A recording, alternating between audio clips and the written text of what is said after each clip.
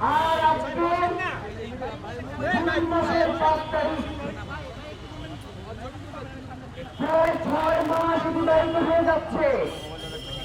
এখন পর্যন্ত এই নির্বাচিত সরকারের 3 মাস পার হয়ে যাচ্ছে। এখন পর্যন্ত সরকারের পক্ষ থেকে শহীদ ওসমান হাদির বিচারের ব্যাপারে কোন ধরনের সুনির্দিষ্ট রূপরেখা প্রণয়ন করতে পারে নাই।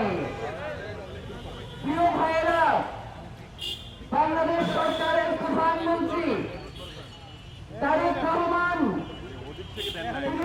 হত্যার বিচার কার্য সম্পাদন করার জন্য 1 মাস সময় বেঁধে দিয়েছেন। এই জন্য আমরা তাকে ধন্যবাদ জানাই।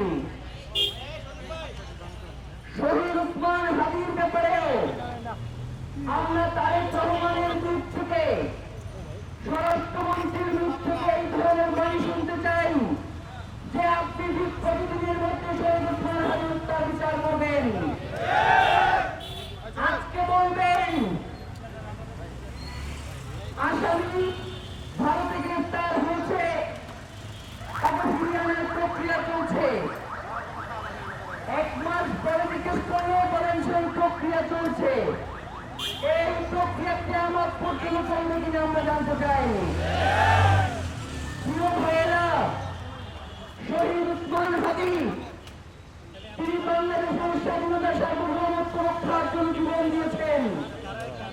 সুতরাং তার বিচার কার্য নিয়ে যারা তার অবহেলা করবে, আমরা মনে করবো তারা বাংলাদেশের স্বাধীনতা সার্বভৌমত্বের শত্রু।